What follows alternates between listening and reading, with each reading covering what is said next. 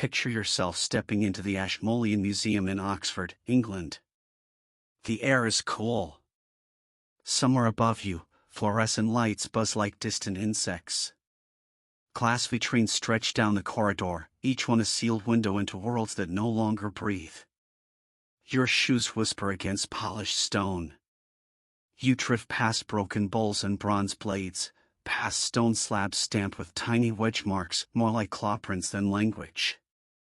And then, almost hidden in the Mesopotamian gallery, you see it. A small clay prism, barely the length of your hand. About 20 centimeters tall. 4 faces. Every surface crowded with cuneiform, though sharp, triangular impressions pressed into what clay more than 4,000 years ago. A museum label reads, Well Blundell Prism, circa 1800 BCE. Most people walk by without stopping. But if you linger, if you let your eyes settle, you realize this object is carrying something that should make your stomach drop. Because it contains what may be one of the strangest records ever preserved, a list of kings. A chronology of rulers from ancient Sumer, southern Iraq, long before empires had names we recognize. 8 kings before a great flood. Then 134 kings after the waters pulled back. That isn't the unsettling part. The unsettling part is time. The first king, Alulim, doesn't rule for a lifetime. He rules for 28,800 years. The next, Alamgir, reigns for 36,000. And it keeps going, king after king, reign after reign, stretching into absurd distances, tens of thousands of years at a time. 8 rulers in total, their combined rule lasting hundreds of thousands of years. Then, the tablet says, the flood arrived. Everything washed away. And after the waters receded, kingship descended from heaven again. But something had changed. The kings after the flood still lived far too long, centuries, sometimes more than 1,000 years, but nothing like the impossible ages before. And as the list continues, the numbers keep shrinking. 700 years. 400. 200. Until, eventually, you reach names we can cross-check in other records, and suddenly the reign links look human. It reads like a civilization slowly forgetting how to live forever. Tonight, as the world quiets and your thoughts begin to blur at the edges, we're going to follow what this clay prism might be hinting at. Not as mythology. Not as ancient people exaggerating. But as something more unsettling. Because what if the list isn't fantasy?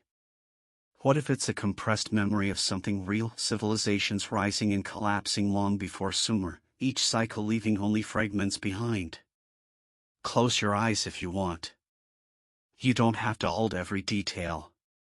Drift in and out. That's perfect. This is for the wanderers. For the ones who lie awake wondering if the history we've been handed is only the top layer. If this descent into deep time resonates with you, a gentle light helps other seekers find it.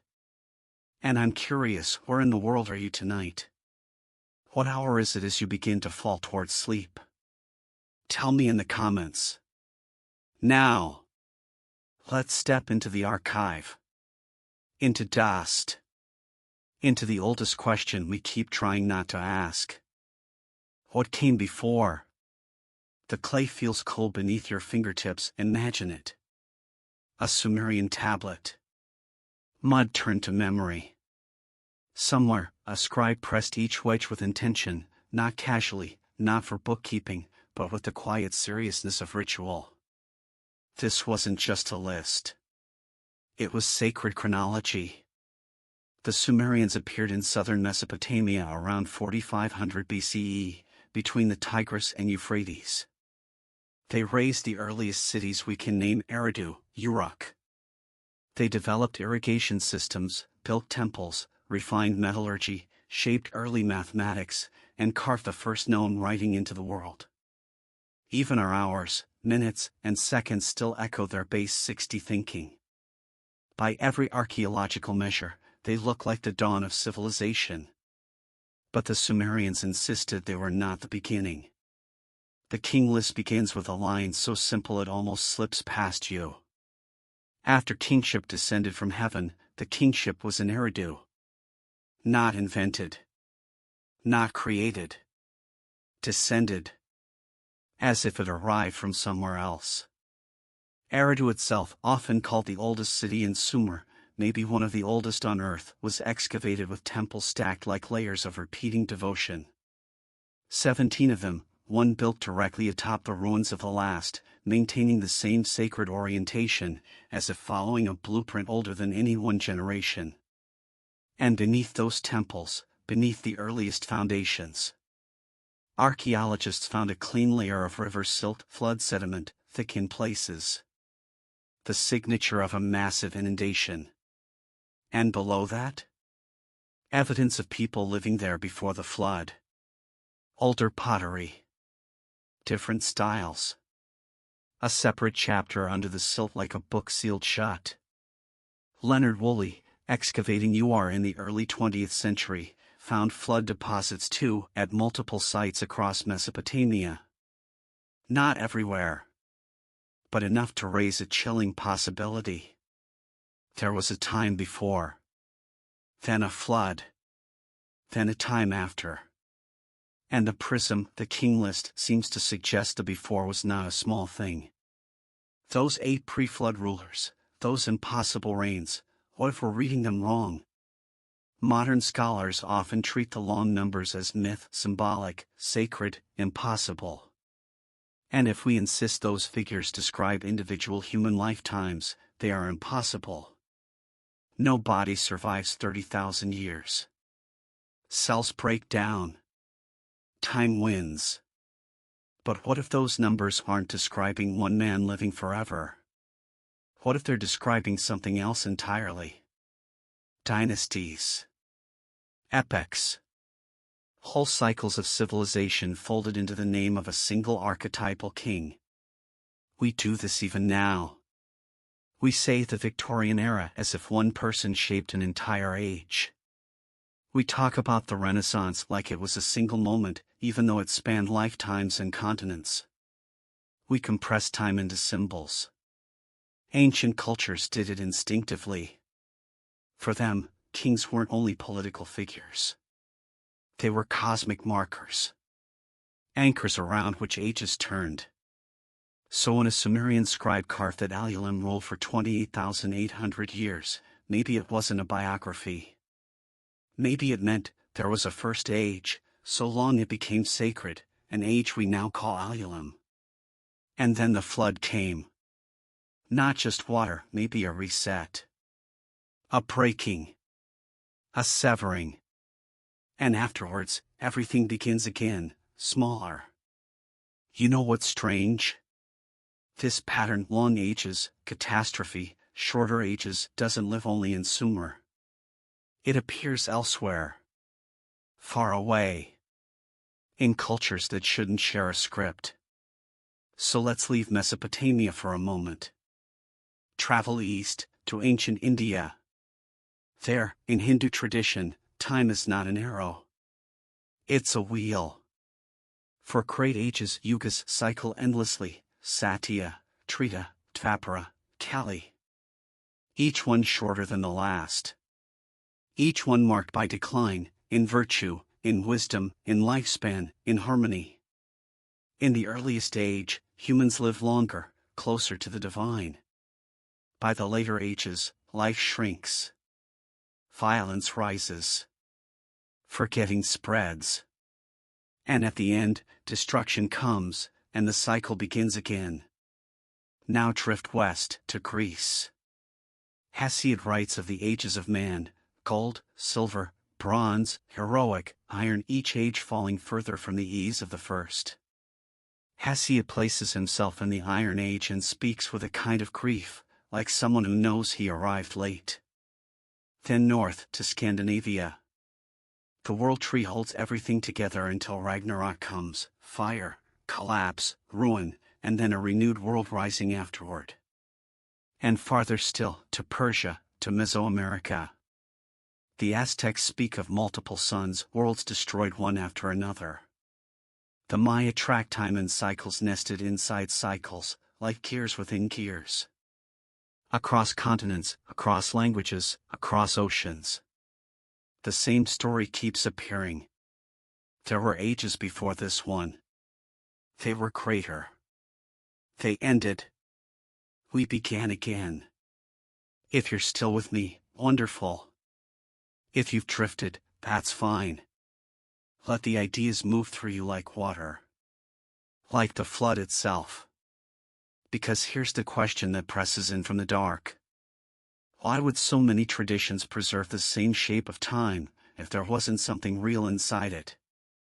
The standard explanation is neat. Humans everywhere experience disasters, floods, droughts, fires, so myths converge.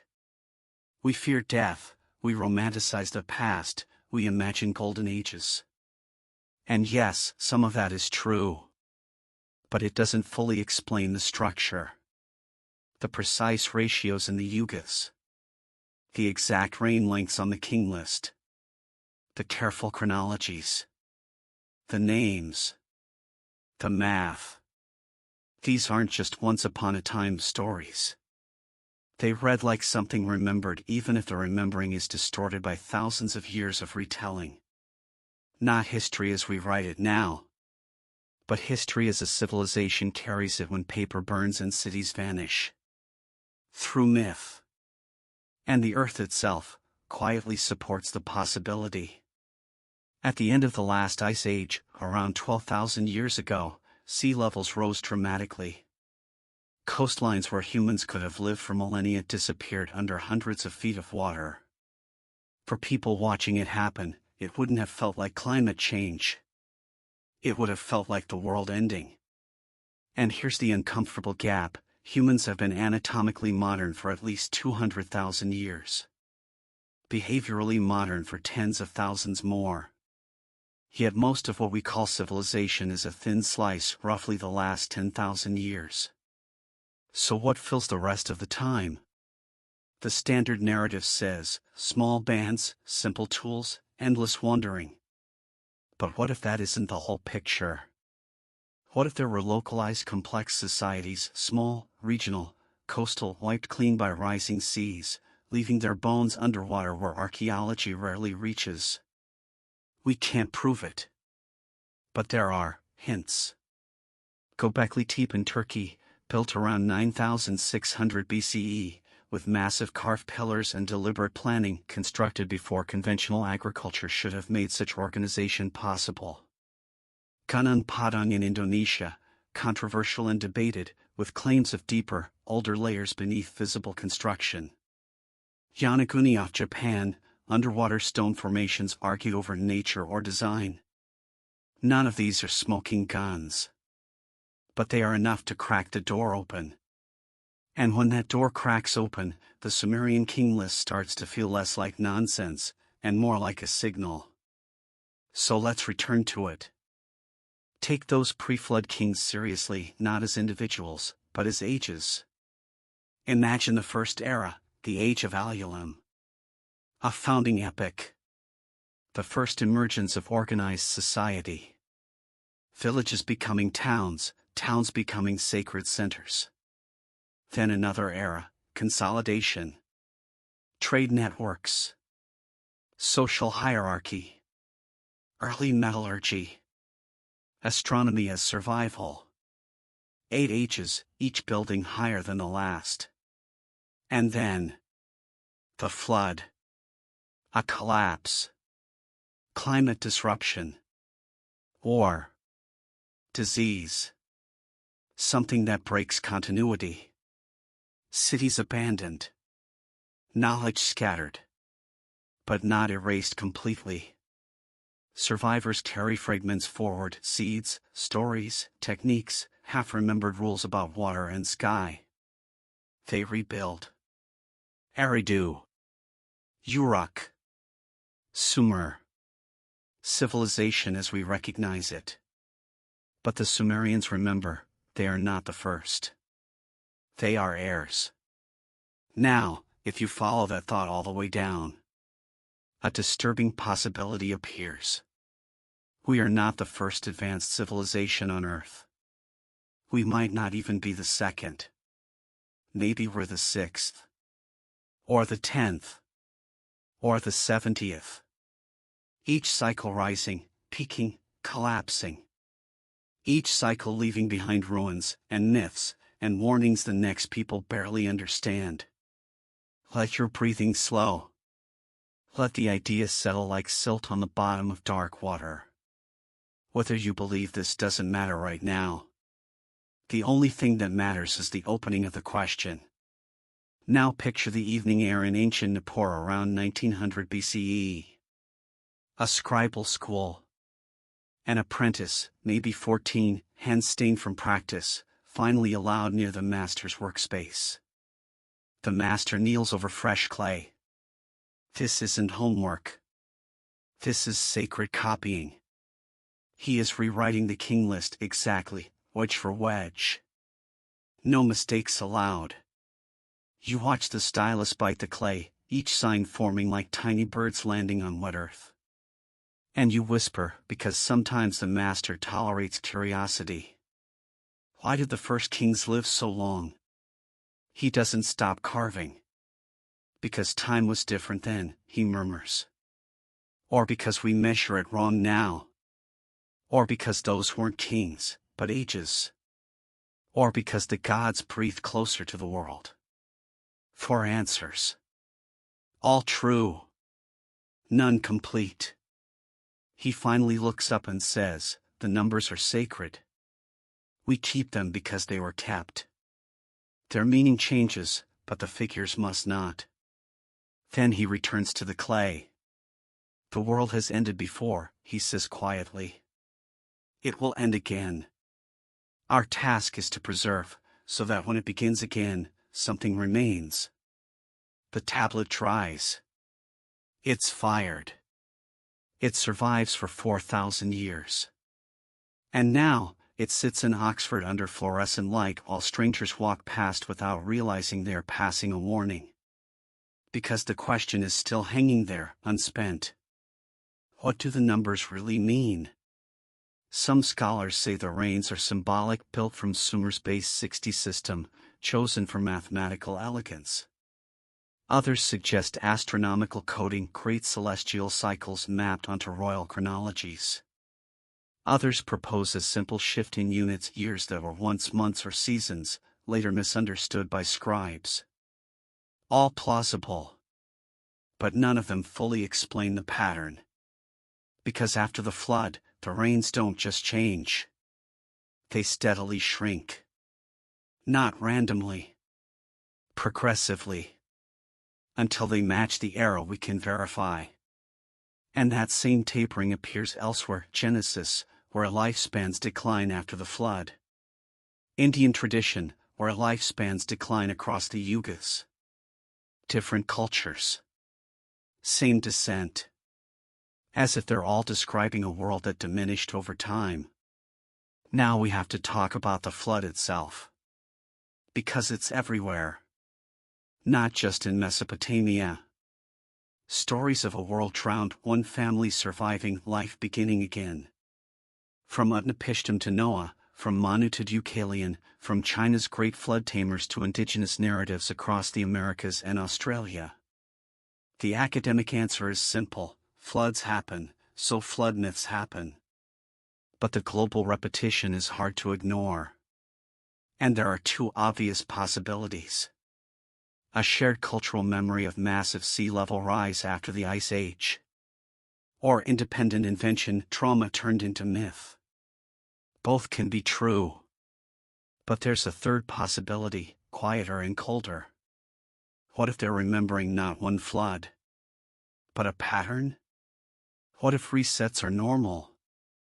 What if every few thousand years civilization gets clipped by drought, plague, eruption, impact, war, some convergence of stressors that topples complexity back into simplicity?